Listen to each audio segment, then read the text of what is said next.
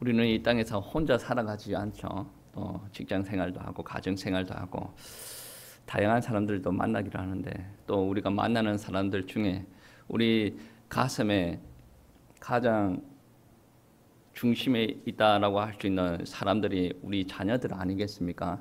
하나님의 백성들이 여러 가지 고민들을 많이 하는데,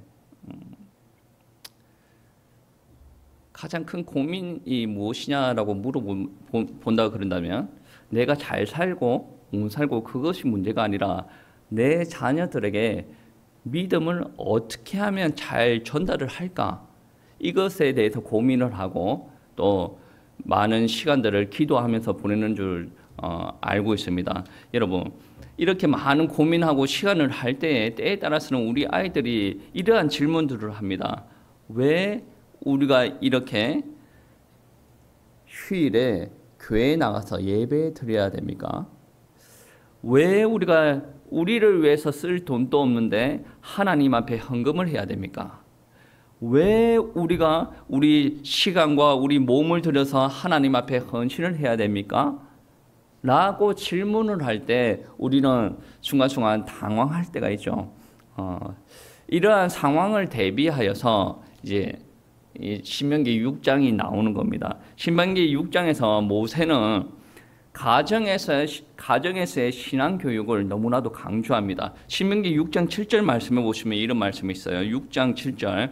네 자녀에게 부지런히 가르치며 집에 앉았을 때든지 길을 갈 때든지 누워 있을 때든지 일어날 때든지 이 말씀을 강론하며, 하나님의 말씀을 시간과 때를 가리지 말고, 시간과 장소를 가리지 말고 하나님의 말씀을 강론하여 가르치라라는 말씀입니다. 이 말씀은 7절인데 7절 이후에 저를 읽어보면 어떤 말씀이 있냐면, 너희의 자손들이 눈을 뜰 때마다 하나님의 말씀을 볼 수 있도록 손목에도 인중에도 하나님의 말씀을 붙이라라고 이야기를 합니다. 그래서 유대인들 보면 여기 머리에 뭐를 붙이고 다니는 경우가 있죠. 그리고 집 문 앞에, 대문 앞에 붙이라, 하나님의 말씀을 붙이라라고 이야기하는 말씀이 기록이 되어져 있습니다. 이거는 명령이에요. 왜 모세가 이러한 명령을 이스라엘 백성들한테 했을까요? 모세는 미래를 바라보고 이야기를 한 겁니다. 미래를 바라보고 6장 10절에서 12절 말씀 한번 보시죠. 오늘 말씀은 아닌데 미리 앞부분을 읽어봐야 우리가 이해가 가니까 6장 10절에서 12절 말씀 한번 보시면, 내 하나님 여호와께서 내 조상 아브라함과 이삭과 야곱을 향하여 내게 주리라 맹세하신 땅으로 너를 들어가게 하시고 내게 건축하지 아니한 크고 아름다운 성읍을 얻게 하시며 내가 채우지 아니한 아름다운 물건이 가득한 집을 얻게 하시며 내가 파지 아니한 우물을 차지하게 하시며 내가 심지 아니한 포도원과 감람나무를 차지하게 하사 내게 배불리 먹게 하실 때에, 12절 말씀이죠. 12절 말씀이 중요합니다. 너는 조심하고 너를 애굽 땅 종 되었던 집에서 인도하여 내신 여호와를 잊지 말고라고 이야기를 합니다. 이스라엘 백성들은 지금 어디에 있습니까? 광야에 있지 않습니까? 그런데 이스라엘 백성들이 앞으로 가나안 땅을 들어갈 것이다 라는 확신을 가지고 이야기를 합니다. 가나안 땅에 들어가면 하나님께서 너희들에게 부유와 축복을 주실 것이다. 그 부유와 축복이 무엇이냐면 아름다운 것으로 가득 차 있는 집을, 성읍을 너희가 얻게 될 것인데, 그것은 너희가 건축하지 아니한 것이다. 그리고 너희가 파지 아니하는 우물들을 얻게 될 것이고, 너희가 심지 아니한 포도원과 감람나무를 너희가 얻게 될 것이다 라는 것이죠. 이 축복은 그들이 노력을 해서 얻은 겁니까? 노력을 해서 얻은 것은 아닙니다. 그래서 읽었던 6장 말씀에 그런 말씀이 있죠. 너희가 쌓지도 않고 파지도 않고 심지도 않은 것을 하나님께서 너희에게 축복을 주신다라는 말씀입니다. 왜 이러한 축복을 하나님께서 주십니까? 하나님께서 이미 이스라엘의 조상들에게 맹세하셨던 언약이 그렇기 때문에 너희가 그 땅에 들어갔을 때 너희가 노력하지 않더라도 너희가 누리게 되어질 것이다 라는 것입니다. 그런데 왜 하나님께서 그러한 약속을 하셨고 이스라엘 백성들이 그렇게 노력하지도 않았음에도 불구하고 이스라엘 백성들에게 그렇게 부유함을 허락하여 주신다라고 이야기하셨는가? 하나님의 뜻은 이렇습니다. 너희들은 그 땅에 들어가서 의식주는 걱정하지 말아라.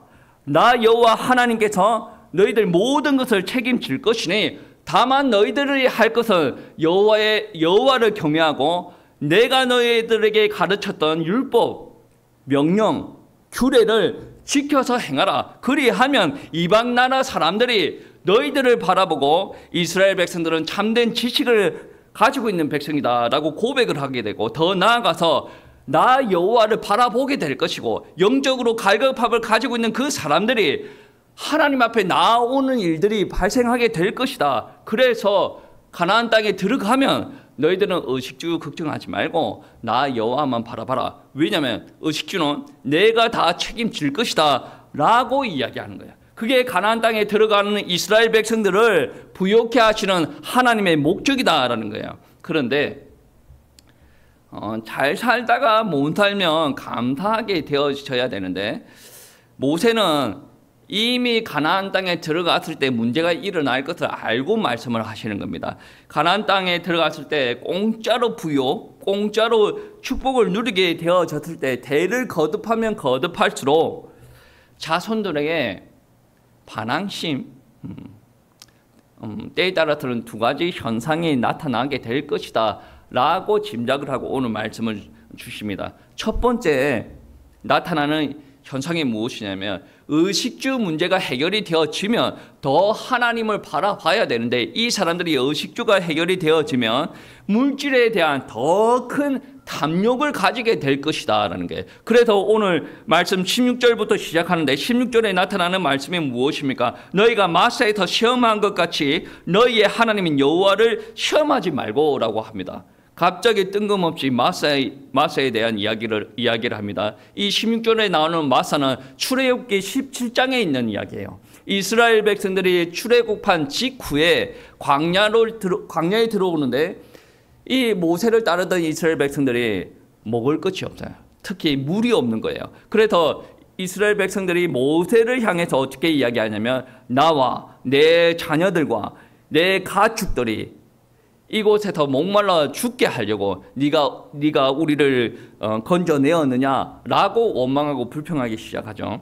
그러자 모세가 하나님 앞에 기도하기 시작합니다. 그래서 하나님께서 모세에게 말씀하시기를 어떻게 말씀하시냐면 네가 반석에 가서 지팡이로 쳐라. 그 지팡이에 반석을 치자 그 반석에서 물이 나오기 시작하죠. 이게 무엇이냐면 이 사건을 지금 16절에서 언급을 하고 있는 거예요. 상황이 어떻습니까?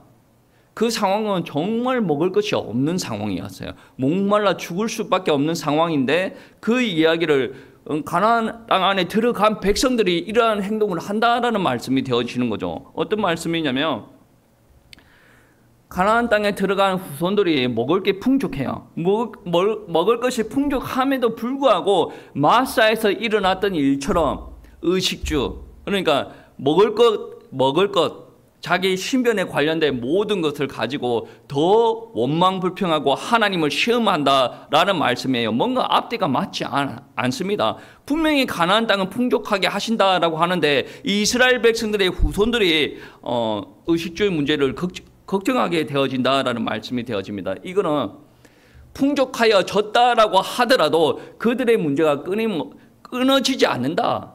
그들이 고민이 끊어지지 않는다라는 거예요. 그들은 계속해서 더 나은 상황을 요구한다라는 말씀입니다. 하나님께서 이스라엘 백성들에게 여러 가지 요구한 게 아니거든요. 무엇을 요구하냐면 단지 무엇을 요구하냐면 17절 말씀입니다.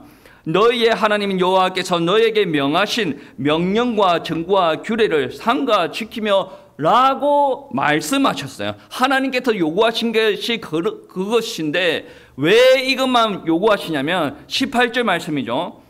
여호와께서 보시기에 정직하고 선량한 일을 행하라. 그리하면 네가 복을 받고 그 땅에 들어가서 여호와께서 모든 대적을 내 앞에서 쫓아내시겠다고 내 조상들에게 맹세하신 아름다운 땅을 차지하리니 라고 하나님께서 말씀하셨습니다. 이것은 이스라엘 백성들의 선조 아브라함과 이삭과 야곱에게 미리 언약하셨던 말씀이에요. 하나님께서 지금 이야기하시는 것은 나 여호와의 명령만 지키고 행하라. 그러면 내가 너희가 들어갈 그 땅에서 안전, 의식주 내가 다 책임지겠다라고 말씀하시는 겁니다. 다르게 이야기하면 그렇죠. 하나님의 백성들은 무엇을 입을까, 먹을까, 마실까 염려하지도 말아라.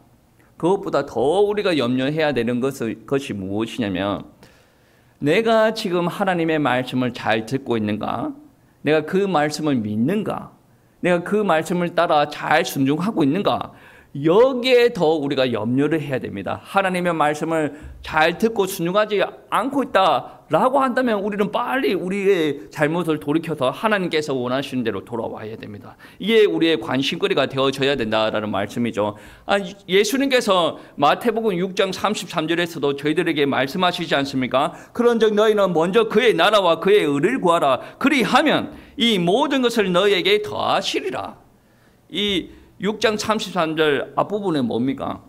먹는 거, 입는 거, 자는 거, 먹고 마시는 거 뭐 다 이야기하죠. 그런 거 이야기하고 난 다음에 예수님께서 이야기하시는 게 무엇이냐면 먼저 그의 나라와 그의 의를 구하라. 그리하면 이 모든 것을 너희에게 다 하시리라. 신명기 6장에서 이야기하는 바와 똑같습니다. 너희들은 먹고 마시고 자는 거 걱정하지 말아라. 무엇을 하라? 하나님의 말씀을 지키고 따라가는 것을 중요시 여기고 따라가라라고 말씀을 하시는 거예요. 하나님께서 요구하시는 바예요.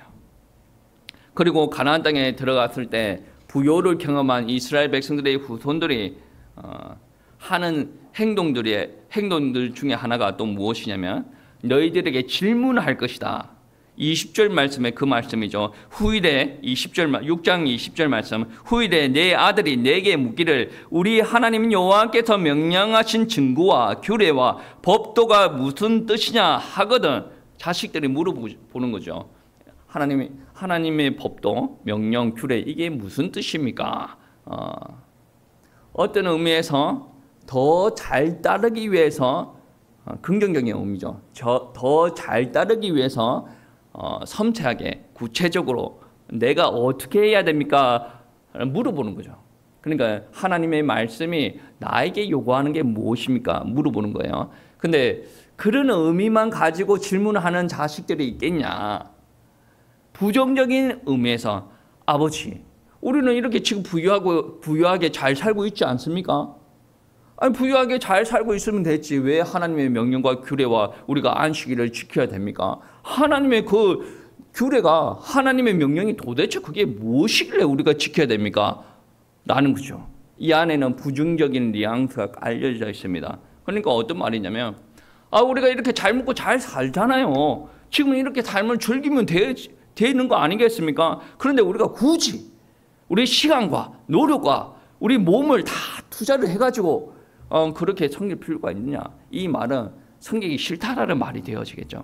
후손들 안에서도 잘 믿겠습니다 하는 애들이 있는 반면에 좀 그래. 나는 싫어. 그렇게 하는 애들이 있을 거라는 말이에요. 그런데 잘 믿겠습니다 하는 애들은 크게 문제가 되어지지 않는데 물음표를 달거나 느낌표를 달면서 나는 믿기 싫어요 라고 이야기하는 애들에게 문제가 되어진다라는 말씀이에요. 오늘날 우리들 자녀들 세대들이 우리한테 질문하는 바가 있습니다. 어떻게 질문합니까? 이와 비슷합니다. 아버지, 왜 주일날 우리가 집에서 쉬고 친구들과 놀고 해야 되는데 왜 우리가 교회 가서 예배 드려야 됩니까? 들어봤을 법한 질문이죠. 그리고 왜 우리가 목사님 설교를 들어야 됩니까? 주일날 가가지고 왜 목사님 설교 들어야 됩니까? 목사님 설교 뭐 유튜브 그걸 해가지고 뭐 월요일날 들어도 되고 뭐 주중에 한번 들으면 되는 거 아니겠습니까? 그리고 설교 시간 때 왜 우리가 핸드폰을 하면 안 됩니까? 그렇게 질문할 수도 있겠죠. 그리고 우리가 왜 아까운 돈을 떼서 11조를 해야 됩니까? 우리가 왜 예수님만 믿어야 됩니까? 기독교는 너무 고리타분해요. 다른 데서는 열어놓습니다. 이것도 좋고 저것도 좋고 우리가 사랑으로 섬기자라고 하는데 교회는 왜 그렇게 아집이 강합니까? 왜 예수님만 길이 된다라고 이야기를 합니까? 이렇게 질문을 할 때 여러분의 자녀들이 만약에 이런 질문을 하였다라고 가정을 한다면 여러분은 어떻게 이야기를 해야 됩니까? 성경에서 그 답을 제시를 하고 있거든요. 그 답을 어디에서 제시를 하고냐? 여러 성경 구절이 있지만 특히 오늘 말씀 신명기 6장이니까 신명기 6장에서 한번 찾아보겠습니다. 자녀들이 왜 우리가 이렇게 신앙생활을 해야 됩니까? 라고 물으면 여러분은 어떻게 됩니까?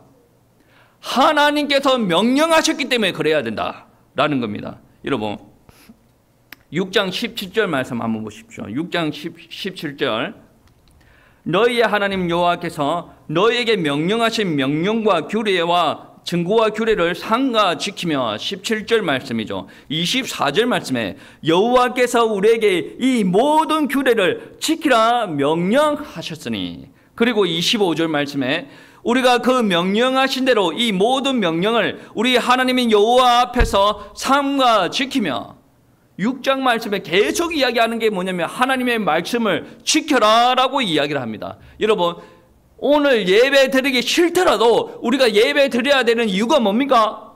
물론 여러분이 좋아서 여러분 하나님 앞에 나와서 예배 드리는 거지만 좋지 않고 내가 오늘 예배 안 드려야 되겠다라는 마음에 들더라도 우리가 교회에 나와서 예배 드려야 되는 이유가 뭡니까? 하나님께서 예배 드리라라고 명령하셨기 때문에. 우리가 신앙생활을 할 때 가장 먼저 점검을 해봐야 될 부분들이 뭐냐면 어느 정도 성숙이 되어지고 난 다음에 그런 일들이 일어나는 건데 하나님이 내게 명령할 권한이 있는가? 하나님께서 여러분의 인생을 좌지우지할 권한이 있습니까? 이거는 신앙이 어느 정도 성숙이 되어지고 말씀이 좀 깔려진 사람들한테 질문을 하면 예, 그렇습니다. 창조부터 죄 가운데 우리가 구원하고 인도받은 그런 일들을 다 여러분 인생을 한번 생각해 보세요. 하나님께서 내 인생을 좌지우지할 그런 권한이 있습니까? 아멘. 있는 거예요. 이게 만약에 인정이 되어진다. 하나님께서 나를 향한 명령권이 있다라고 한다면 나는 하나님의 말씀 따라 그분을 믿는 믿음 따라 신앙 따라 우리는 살아가야 된다라는 거예요. 왜 우리가 이렇게 신앙생활을 해야 됩니까? 하나님께서 우리에게 명령하셨더니 물론 그 말은 믿음 없는 우리 후손들에게 와 닿지는 않죠. 그런데 그게 자녀들한테 와 닿을 수도 있습니다. 나는 하기 싫지만 우리 부부의 믿음은 저렇구나. 왜? 나는 믿거든. 나는 믿으니까 하나님께서 나에게 말씀하셨으니 나는 그거를 믿는다 라고 우리는 말을 할 수가 있다라는 말씀입니다. 그리고 그분이 나에게 구원을 베푸셨다. 그것 때문에 나는 믿는다라는 말씀입니다. 오늘 말씀 21절 23절 21절 22절 23절 말씀 우리 다 같이 합독하시겠습니다. 너는 내 아들에게 이르기를 우리가 옛적에 애굽에서 바로의 종 되었더니 여호와께서 권능의 손으로 우리를 애굽에서 인도하여 내셨나니 곧 여호와께서 우리의 목전에서 크고 두려운 이적과 기사를 애굽과 바로와 그의 온 집에 베푸시고 우리 조상들에게 맹세하신 땅을 우리에게 주어 들어가게 하시려고 우리를 거기서 인도하여 내시고. 아멘. 자녀들이 왜 하나님을 섬겨야 됩니까? 라고 물으면 너희들은 그렇게 하라는 거지. 만약 하나님이 아니었다면 우리는 애굽에서 노예가 되어서 지금 또 노예 종살이를 하고 이렇게 좋은 삶을 누릴 수가 없을 것이다. 우리는 행복을 잃어버린 채 죽지도 못하고 살지도 못하고 그렇게 두려운 마음으로 살아갈 수밖에 없을 것이다. 그런데 하나님께서 우리를 구원하셨다. 그렇기 때문에 우리가 하나님을 섬겨야 된다. 믿어야 된다. 이것이 마땅하다라고 이야기할 수가 있는 거예요. 이거는 설득의 대목이 아니에요. 나를 설득시켜 보세요. 그 말이 아니지 않습니까? 아버지는 왜 그렇게 합니까? 하나님께서 내게 명령하셨기 때문에 그렇다. 오늘날 부모들도 마찬가지야. 하나님께서 내게 명령하셨기 때문에 나는 그렇게 살아가야 된다 라고 말씀하셔야 된다. 그리고 두 번째로 하나님께서 나를 구원하셨기 때문에 나는 하나님을 믿는 믿음을 고수할 수밖에 없다. 왜냐하면 우리가 예수 그리스도가 아니라면 아직도 죄 가운데서 죄에 종살이할 수밖에 없을 것이다. 내가 아무리 노력을 하더라도 만족이 없고 내가 아무리 쾌락을 쫓아간다라고 하더라도 행복이 없고 사탄의 종살이하면서 질질 끌려갈 수 없는 삶을 나는 살아갈 수밖에 없다. 그런데 하나님께서 은혜 주시고 믿음을 주심으로 말미암아 내가 예수 그리스도를 통하여서 내가 하나님의 자녀가 되어질 수가 있었다. 내가 얼마나 은혜스러운가. 나는 하나님을 포기할 수가 없다. 내한테 불이익이 다가온다라고 하더라도 하나님을 신뢰하고 쫓아갈 수밖에 없다. 이 나의 믿음의 고백이죠. 그렇게 가르치라는 거죠. 오늘 성경 말씀은 그렇다라는 거죠. 모세가 이스라엘 백성들에게 자녀들이 왜 신앙생활을 합니까? 라고 물으면 하나님께서 명령하셨다. 그리고 애굽에서 하나님께서 구원하셨다. 그렇게 말하라는 거죠. 저와 여러분도 그렇게 말을 할 수가 있어야 됩니다. 하나님께서 명령하셨고 하나님께서 나를 구원하셨기 때문에 나는 그렇게 한다. 여러분 신앙생활할 때는 막 경제가 회복이 되고 건강이 회복되고 그게 신앙의 기준이 아닙니다. 오늘 말씀해 보시면 아주 작은 부분에 이렇게 언급을 하고 있는데 신앙의 모습들을 설명하는 단어들이 2개가 나옵니다. 크게 2개만 선정을 했어요. 24절에 말씀해 보시면 24절 셋째 줄에 보시면 우리가 우리 하나님 여호와를 경외하여, 경외라는 단어를 여러분 집중하시기 바랍니다. 신앙생활을 하나님을 경외한다라는 부분에 여러분 집중하셔야 됩니다. 경외라는 말 안에 하나님을 두려워한다라는 의미가 포함되어 있는 걸 여러분 다 아시죠? 무엇을 두려워한다라는 말입니까? 우리가 하나님 앞에 외면당하고 하나님으로부터 공급받는 모든 것이 끊어지게 되어진다면 우리는 그것이 두렵다라는 거죠. 하나님께서 우리를 늘 보호하시고 우리를 인도하시고 우리를 챙기시고 하여야 되는데 하나님의 은혜가 끊어진다라고 한다면 우리 혼자 살아야 돼요. 그래서 우리는 하나님의 마음을 아프게 하면 안 되고 하나님을 진노하게 하면 되지 않습니다. 그래서 하나님을 사랑하는 마음은 있지만 하나님을 두려워하는 마음도 가져야 된다라는 거예요. 그리고 하나님은 우리가 악에서 죄에서 막 행동을 하고 돌아다닐 때 하나님은 징벌하시는 하나님, 형벌을 주시는 하나님입니다. 그렇기 때문에 우리는 두려운 마음으로 하나님 앞에 나와서 죄를 회개하는 모습들이 우리에게 드러나야 된다라는 말씀이에요. 우리가 죄 가운데 있을 때 하나님 앞에 나아갈 수가 있습니까? 구약시대에 죄 있는 사람들이 하나님 앞에 나아가면 어떤 일들이 벌어지죠? 바로 죽어버려요. 두려운 마음으로 하나님을 대하라라는 것이죠. 그래서 우리가 예수님을 믿는 이유가 뭡니까? 죄를 가지고 있는 상태에서 하나님 앞에 나아갈 수가 없어요. 그렇기 때문에 예수님을 통하여서 예수님을 믿는 하나님의 백성들이 하나님 앞에 나아갈 수가 있다는 거예요. 우리가 왜 회개를 해야 됩니까? 하나님이 두렵기 때문에. 죄 가운데 있는 사람들이 거룩한 하나님 앞에 나아가야 되고 그 거룩하신 하나님께서 우리 죄를 싫어하기 때문에 우리는 죄를 회개해야 된다. 여러분 죄에 대한 회개가 나쁜 뜻이 아닙니다. 너희는 죄니까 어휴 들어온 죄인들아 회개해라 그 말이 아니에요. 회개하고자 한다라는 마음이 들었다라는 것은 하나님의 은혜가 저와 여러분에게 이미 임했다라는 말씀이 되어집니다. 이게 바로 하나님을 경외한다라는 단어에서 우리 신앙의 모습을 한번 발견해 볼 수가 있어요. 그리고 두 번째 단어는 무엇이냐면 25절 말씀에 보시면 세 번째 줄에 있습니다. 두 번째 줄부터 보시면 우리 하나님 여호와 앞에서 삼가 지키면 이라하라. 지키라라는 뜻에서 우리 신앙생활의 모습을 찾을 수가 있다. 지키라라는 말은 지켜 행하라라는 말이 되어지죠. 우리가 하나님을 믿을 때 하나님의 말씀을 알아요.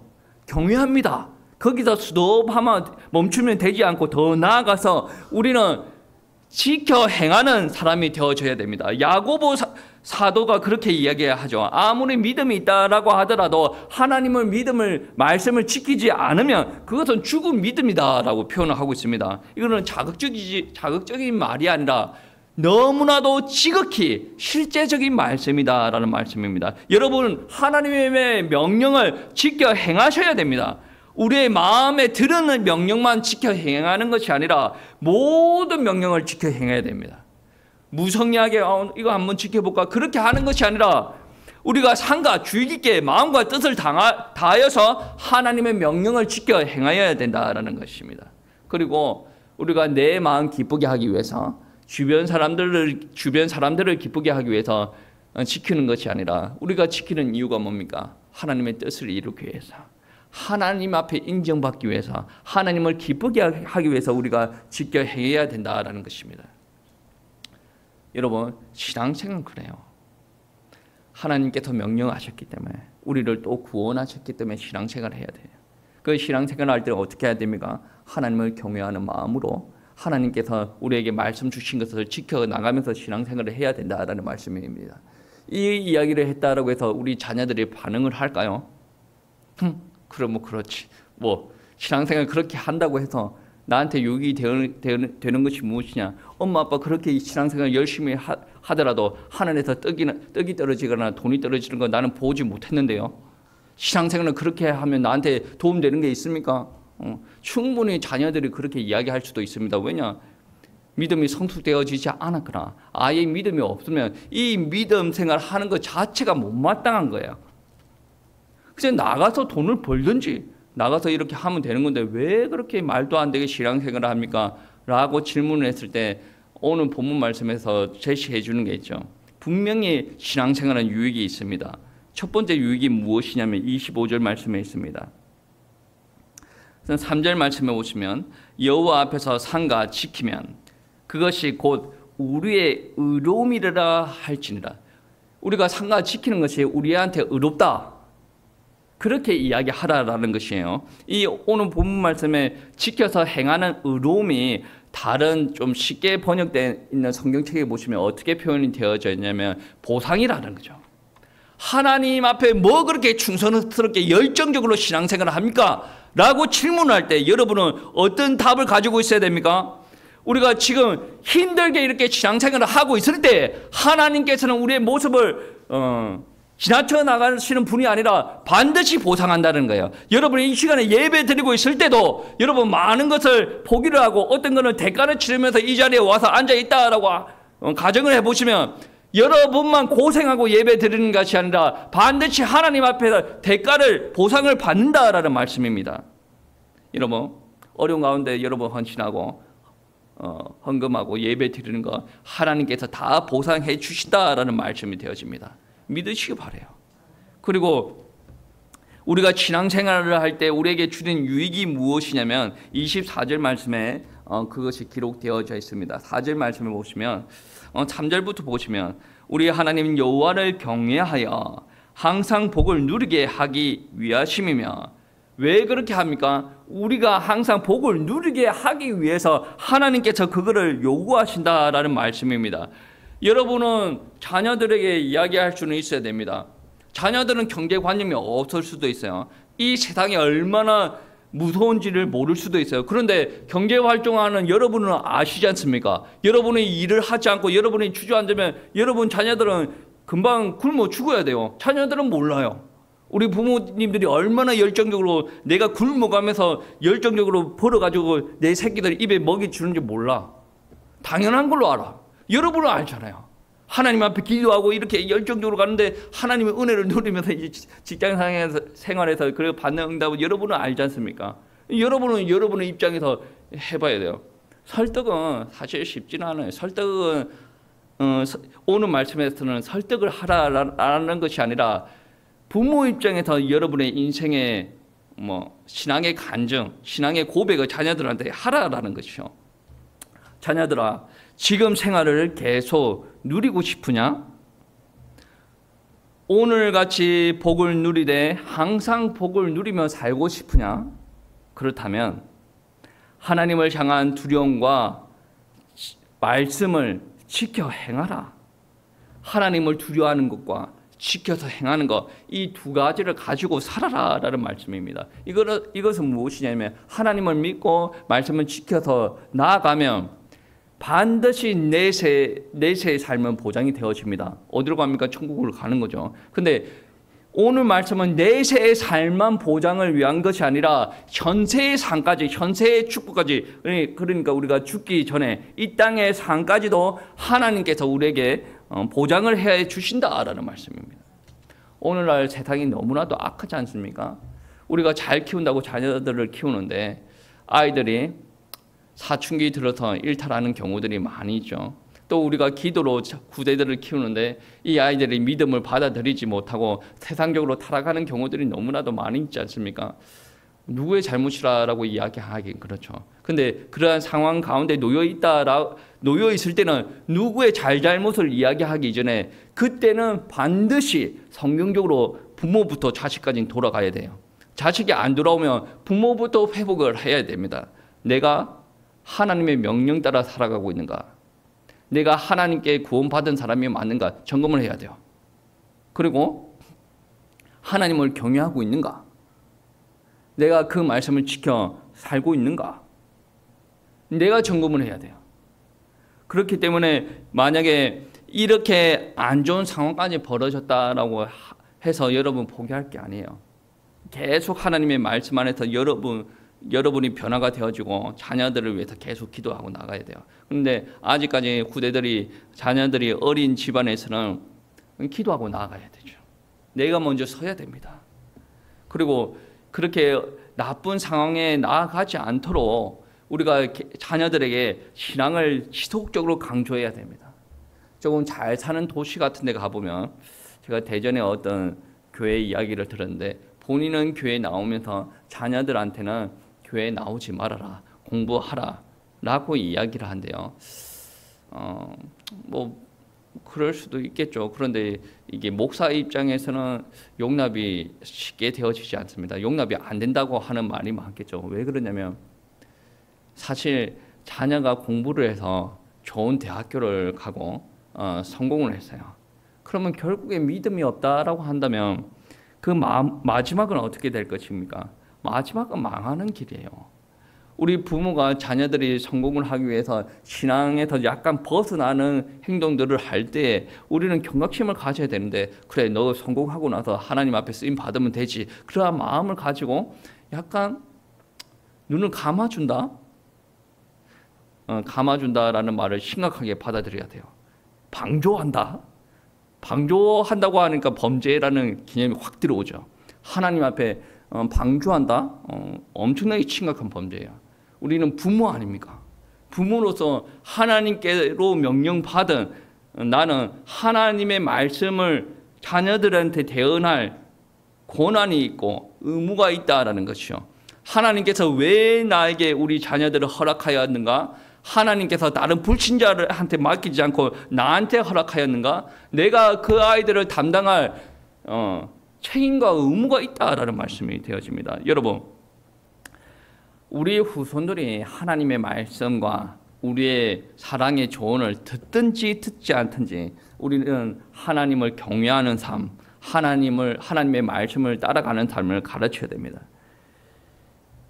신앙의 의무를 가르치지 않는다라고 한다면 결국은 죽어서도 죽지 않고 이 땅에서도 망하는 길에 노출되어질 수밖에 없단 말이에요. 그래서 우리는 우리 자손들에게 끊임없이 하나님의 말씀을 교육시켜야 되고, 그리고 교육받은 우리 자녀들이 현세에서도 내세에서도 하나님의 축복을 마음껏 누리는 자녀들이 되어질 수 있도록 세워나가시기 바랍니다. 우리의 사명 무엇입니까? 땅끝까지 복음 전하는 거 아니겠습니까? 우리가 죽고 나서 우리 자녀들이 믿음이 없다 그런다면 이 땅끝까지 복음이 전해지지 않는 겁니다.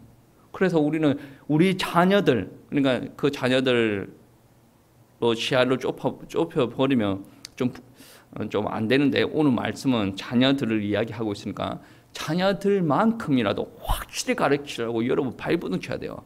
그리고 더 나아가서 여러분도 누군가의 자녀였지 않습니까? 여러분 부모들한테 이렇게 신앙의 양육을 받았습니까? 못 받고 이렇게 되어졌다라고 한다면, 여러분처럼 되어졌다라고 한다면 대단한 거죠. 제가 이런 말 하는 이유가 무엇이겠습니까? 여러분이 부모로서 가르치는 입장만 생각하는 것이 아니라 여러분도 오늘 이 말씀처럼 하나님을 경외하고 하나님을 따라가는 사람들이 되어져야 된다. 하나님께서 왜 경외하라, 왜 말씀을 따라가라 라고 이야기하십니까? 복을 누리게 하시기 위함, 보상을 하시기 위함, 그렇게 말씀하시는 거예요. 그래서 우리 성도님들이 현장에서 하나님을 경외하고 하나님의 말씀을 붙들고 나아감으로 말미암아 여러분은 현장에서 하나님께서 채우시는 은혜, 하나님께서 주시는 복으로 넘쳐나는 은혜가 있기를 축복합니다. 한 주 동안 승리하시기를 기도하겠습니다. 예.